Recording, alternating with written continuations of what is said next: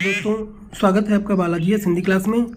तो इस क्लास में दोस्तों हम हिंदी का प्रैक्टिस सेट हल करेंगे, जो कि रीट लेवल के लिए बहुत ही इंपॉर्टेंट है। इसके अलावा कई प्रैक्टिस सेट मैं दे चुका हूँ, अगर आप लोग ना देखे हों तो प्लेलिस्ट में जा कर के देख सकते हैं।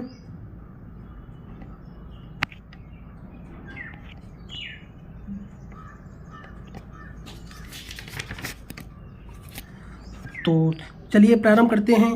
पहला क्वेश्चन हमारा पद्यांश से स्टार्ट होता है। ये आपका गद्यांश है, इसको पढ़ते हैं और इससे सारे क्वेश्चंस बनने वाले हैं।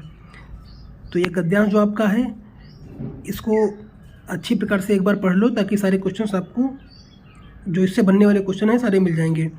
स्पष्टता, आत्मविश्वास, विषय की अच्छी पकड़ और प्रभावशाली परिभाषा में अपने विचारों और भावनाओं को व्यक्त करना ही संप्रेषण कला है, जो निरंतर अभ्यास से निखारी जा सकती है।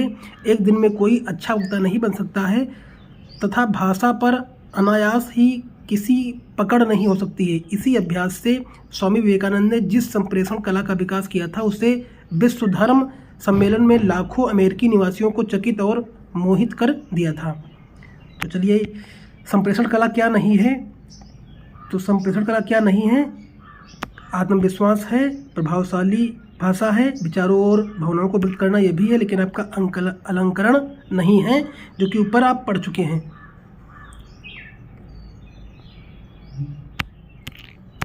अगला है, संप्रेषण कला का विकास किससे होता है? अभ्यास से, भाषण से, अनायास, विषय की अच्छी पकड़, किससे होता है? तो ये होता है अभ्यास से। संप्रेषण कला का विकास, जब आप अभ्यास करेंगे, बार बार किसी चीज़ का अभ्यास करते हैं तो उसका विकास होता ही है। तो भाषा संप्रेषण का विकास जो होता है वो अभ्यास से होता है, जो कि ऑप्शन नंबर ए दोस्तों सही हो जाएगा। अगला है, निम्न में से संयुक्त व्यंजन कौन सा नहीं है?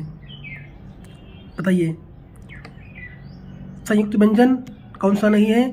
जैसा कि आप जानते हैं कि व्यंजन 4 प्रकार के होते हैं: स्पर्श व्यंजन, अंतस्थ व्यंजन, स्पर्श और संयुक्त व्यंजन और ऊष्म व्यंजन। तो स्पर्श व्यंजन आपके 25 दोस्तों होते हैं, अंतस्थ व्यंजन आपके 4 होते हैं, और आपके संयुक्त व्यंजन और ऊष्म व्यंजन आपके 4 होते हैं। तो इसमें कहा जा रहा है कि संयुक्त व्यंजन कौन सा नहीं है? संयुक्त व्यंजन जो दो शब्दों के, जो 2 वर्णों के योग से बनता है, वो क्या है? आपका संयुक्त व्यंजन होता है। तो संयुक्त व्यंजन कौन सा नहीं है इसमें? तो आपका ऑप्शन दोस्तों हो जाएगा या नहीं है। बाकी त्रा, छा, ये दोनों है। ऑप्शन नंबर ए दोस्तों सही हो जाएगा। अगला है, मृत्युंजय पद में कौन सा समास है? तो मृत्युंजय पद में जो समास है दोस्तों कौन सा है? दोस्तों, दिगु, कर्मधाराय, बहुब्रीहि, द्वंद्व। तो मृत्युंजय समास, इसका विग्रह मृत्यु को जीत लिया जिसने, अर्थात शंकर, यानी तीसरे पद की यहाँ बात की जा रही है। तो आपका क्या हो जाएगा? बहुब्रीहि समास हो जाएगा। जहाँ पर तीसरी पद की बात हो, तीसरे की बात की जा रही है, वहाँ पे क्या होता है? बहुब्रीहि समास होता है। तो ऑप्शन नंबर सी दोस्तों सही हो जाएगा। अलंकार में किस उपसर्ग का प्रयोग हुआ है दोस्तों? तो अलंकार में दोस्तों जो हुआ है पद, वो दोस्तों अलम का प्रयोग हुआ है। तो ऑप्शन नंबर दोस्तों डी सही हो जाएगा। अलंकार में अलम उपसर्ग है। अलम का अर्थ यथेष्ट पर्याप्त होता है दोस्तों, जो कि ऑप्शन नंबर डी सही हो जाएगा। अगला, यह पुस्तक किसकी है? में रेखांकित शब्द का परिचय दीजिए। तो यह पुस्तक किसकी है? तो यह हो जाएगा सार्वनामिक विश्लेषण पुस्तक विशेष, एकवचन और स्त्रीलिंग। ये क्या है दोस्तों? आपका सार्वनामिक विशेषण है। तो ऑप्शन नंबर ए दोस्तों सही हो जाएगा। अगला है, विश्लेषण शब्द का विलोम होगा, क्या होगा? तो इसका जो विलोम दोस्तों होगा वह संश्लेषण होता है। विश्लेषण शब्द का विलोम संश्लेषण होता है, जो कि ऑप्शन नंबर बी दोस्तों सही हो जाएगा। जिसका उच्चारण ऊपर के दांतों पर जीभ लगने से होता है, उसे क्या कहते हैं? तो उसे दोस्तों कहते हैं दंत बोलते हैं। तो ऑप्शन नंबर बी दोस्तों सही हो जाएगा। निम्नलिखित में ऊष्म व्यंजन कौन सा नहीं है दोस्तों? तो ऊष्म व्यंजन कौन सा नहीं है?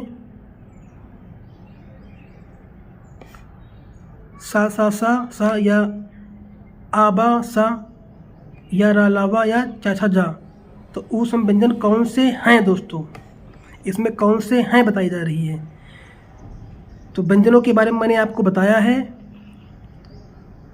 जिसको बोलने से मुंह के अंदर से ऊष्मा निकले वो क्या होता है, ऊष्म व्यंजन होता है। जिससे सा, तलब्बी सा, पिचकर्री सा, तलब्बी सा, पिचकर्री सा और दंती सा, ठीक है। ये सा, जो तीनों सा होते हैं वो क्या होते हैं, आपके ऊष्म व्यंजन होते हैं। बाकी या रा अलावा ये क्या आपके अंतस्थ व्यंजन है।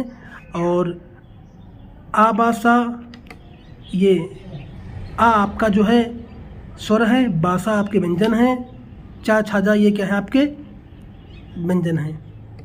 तो इसका उत्तर दोस्तों आपका ए सही हो जाएगा। अत्यधिक का विलोम क्या है, अत्यल्प, अत्यधिक, अनाधिगत और अनधीन। तो 10 का उत्तर दोस्तों हो जाएगा अत्यल्प। अत्यधिक का विलोम होता है अत्यल्प। ऑप्शन नंबर ए दोस्तों सही हो जाएगा। अगला है रित का विलोम क्या होगा। तो रित का विलोम दोस्तों हो जाएगा अनृत। क्या हो जाएगा, अनृत विलोम हो जाएगा, जो कि ऑप्शन नंबर ए सही हो जाएगा। संकल्प शब्द में उपसर्ग है।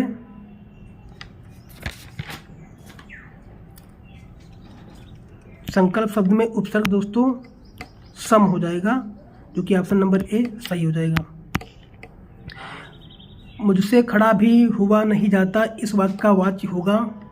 13 का उत्तर दोस्तों हो जाएगा भाववाच्य। क्या हो जाएगा, भाववाच्य हो जाएगा, जो कि ऑप्शन नंबर ए सही हो जाएगा। तद्भव और उसके तत्सम का कौन सा मेल गलत है। तो 14 का उत्तर दोस्तों हो जाएगा लौंग या लौंग। गलत कौन सा है, तो आपका बी वाला भी गलत है और सी वाला भी गलत है, क्योंकि आंत का तत्सम आत्र होता है, आंत का आत्र होता है, और लुनाई का लावणता का मेल गलत है। परीक्षा संस्था जो है इसका जो है बी और सी दोनों माना था गलत। तो ऑप्शन नंबर दोस्तों ये सही हो जाएगा। लेखक और उसकी रचना का कौन सा जोड़ा गलत है। स्कंदगुप्त लक्ष्मी नारायण मिश्र, ये जोड़ा दोस्तों गलत है। स्कंदगुप्त लक्ष्मी नारायण मिश्र, जो कि ऑप्शन नंबर ये सही हो जाएगा। बाकी संस्कृत के 4 अध्याय रामधारी दिनकर सिंह की है। रसज्ञ रंजन आचार्य महावीर प्रसाद जिसकी है। अशोक के फूल आचार्य हरिप्रसाद जी की है। कवि और उसकी रचना का कौन सा जोड़ा सही नहीं है।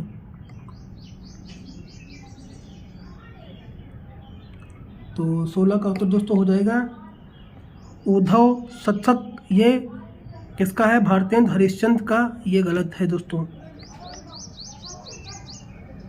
ये गलत है, क्योंकि उद्धव शतक जो आपकी रचना है वो जगन्नाथ दास रत्नाकर की रचना है। तो और बाकी आपका शिवराज भूषण, भूषण और शब्द रसायन, देव, परिमल, सूर्यकांत परिणाला, ये दोनों सही हैं, यही आपका गलत दोस्तों हो जाएगा। लेखक और उसकी कृति के युग में कौन सा युग्म गलत है। तो ये आपका दोस्तों गलत हो जाएगा दर्शन, दिग्दर्शन, ये रामचंद्र, यही गलत है। बाकी आपके सारे सही हो जाएंगे। तो दोस्तों अगर वीडियो अच्छा लगा हो तो लाइक करिए, कमेंट करिए, चैनल को सब्सक्राइब कर लीजिए। इसके पहले कई पार्ट दे चुका हूँ, अगर आप लोग ना देखें तो प्लेलिस्ट में जाकर के देख सकते हैं। धन्यवाद।